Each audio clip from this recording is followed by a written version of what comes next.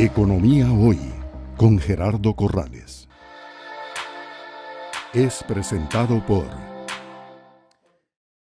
Continuamos analizando en detalle el contenido de la reciente aprobada Ley de Fortalecimiento de las Finanzas Públicas con el experto tributario don Diego Salto.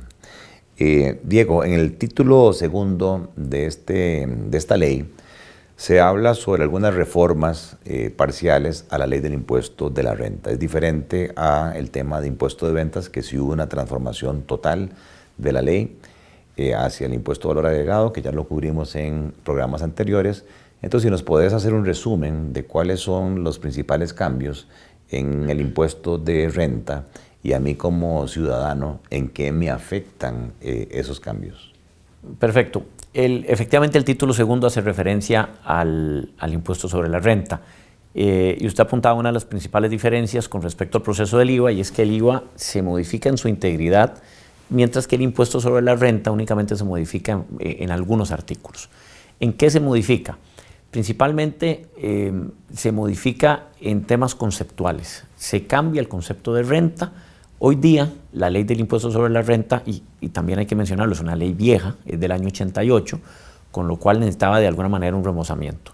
La ley actualmente establece un concepto de renta que es equivalente a básicamente las rentas derivadas de los elementos productivos, tierra, trabajo y capital. Entonces, eso que a primera vista pareciera no ser tan relevante, tiene una connotación importantísima porque estamos dejando por fuera una serie de rentas que no están tributables o que no son tributables. ¿Como cuáles? Como las famosas ganancias de capital. Porque las ganancias de capital son básicamente el sobreprecio que algo tiene o el sobrevalor que algo tiene sobre su verdadero costo. Básicamente yo compré un terreno por 100, me pasan una carretera al lado, le sube de valor a la propiedad, y esa ganancia de capital, la discusión es si debe pagar impuestos o no, porque ya ahora lo que me costó 100, ahora vale 120 o tiene un costo 120. Ahora, perdón, ¿cómo se sabe eso que llamabas el valor de costo? ¿Está registrado o la gente está obligada a registrar ahora los activos? De acuerdo a lo que establece el Código de Comercio, todo comerciante, entendido en sentido amplio, tanto persona física como jurídica, debe llevar una contabilidad. Y la contabilidad es la base, básicamente, del resultado contable. Entonces, cualquier elemento que veamos nosotros desde la perspectiva fiscal, desde el punto de vista del impuesto de renta, deriva del resultado contable de acuerdo a las normas de contabilidad, que son las normas internacionales de contabilidad aprobadas por el Colegio de Contadores Públicos. Entonces, en el caso de las ganancias de capital, pues se utiliza ese valor histórico. El proyecto, ya la ley, lo que viene a hacer es cambia el concepto de renta, y hoy día, a partir del 1 de julio, vamos a tener un concepto de renta que se llama... 1 de julio del 2019. 1 de julio de 2019, efectivamente. Vamos a tener un concepto de renta que se llama renta incremento patrimonial, que básicamente ya no considera solo los derivados de los elementos productivos, tierra, trabajo y capital, sino también cualquier variación patrimonial que tenga el contribuyente. Básicamente, a inicio del periodo fiscal yo tenía un valor de 100, a finalizar el periodo fiscal tengo un valor de 120. ¿Qué constituyó la diferencia? Si fue por una ganancia de capital, por un salario, por un honorario o por una inversión, prácticamente se vuelve relevante solo a la hora de la liquidación, pero todo debería estar grabado. Entonces, esa primera diferencia en la redacción del artículo 1 de la ley se vuelve muy importante porque nos convierte ahora el impuesto en un impuesto más amplio, que grava más manifestaciones de renta. Y tal vez para poner un ejemplo bastante práctico, si hoy día una persona física o jurídica vende un terreno que ha tenido por muchísimos años, donde no tiene un negocio, donde no tiene ninguna infraestructura, y es una finca de ganado en Guanacaste, y la vende, por más dinero que obtenga por esa venta, no paga un 5 de impuestos. ¿Es evasión? Jamás. ¿Es elusión? Tampoco. Simplemente la ley es restrictiva. Con la nueva disposición, esa manifestación de riqueza sí queda grabada. ¿Cómo queda grabada? Modificamos el concepto de renta y se introduce todo un título en la ley que habla básicamente de 3 conceptos: rendimientos de capital mobiliario, rendimientos de capital inmobiliario y ganancias y pérdidas de patrimonio. Entonces, que básicamente son las ganancias de capital.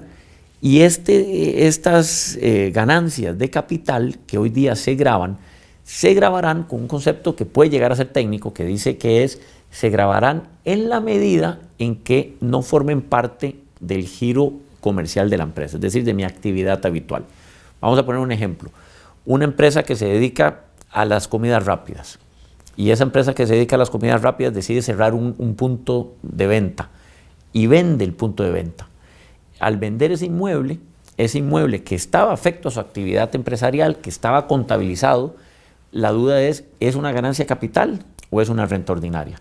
Y lo que dice la ley es que si estaba afecto a su actividad empresarial, es una renta ordinaria. Es decir, no tributa con las nuevas disposiciones, sino que va a tributar siempre por el impuesto a las utilidades, a la tarifa ordinaria de la empresa. Otro ejemplo diferenciado.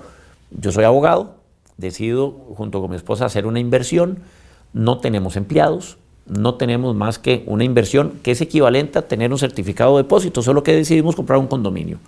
Vendimos el condominio, no forma parte de nuestra actividad empresarial, no tenemos personal, al final esa ganancia estaría sujeto a este nuevo título, es decir, estaría sujeto a la nueva base imponible de ganancias y pérdidas patrimoniales. ¿Y qué porcentaje es la tarifa? Un 15%.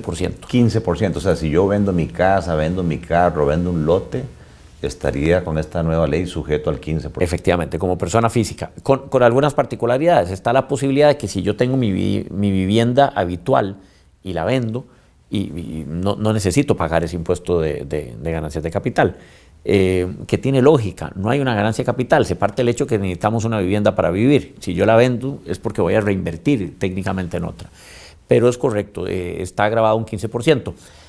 ¿A cuánto está grabado del otro lado? El otro lado, la tarifa ordinaria, y cuando digo el otro lado estoy hablando del impuesto a las utilidades, la tarifa ordinaria sigue siendo un 30%. Hay hoy día 3 tarifas, 10, 20 y 30, dependiendo del nivel de ingreso bruto. Con la nueva ley, el 30 se mantiene, pero se establecen unas tarifas diferenciadas para lo que son las pequeñas empresas que tengan, si recuerdo bien, en la ley habla de ingresos hasta 106 millones de colones, y vienen a establecer tarifas diferenciadas de 5, 10, 15, 20 y creo que 25 respectivamente. Exactamente. Entonces sí hay una diferencia. Esa quizás es la principal diferencia que establece el proyecto. Yo diría, dejemos el capítulo hasta acá en cuanto a las ganancias de capital. Vamos a continuar en un próximo programa con Diego Salto, experto tributario de Consortium, con el cual hemos estado analizando el título segundo de la nueva ley de fortalecimiento de las finanzas públicas. Gracias por estar con nosotros en un programa más de Economía Hoy, democratizando la educación financiera. Economía Hoy, democratizando la educación financiera. Es presentado por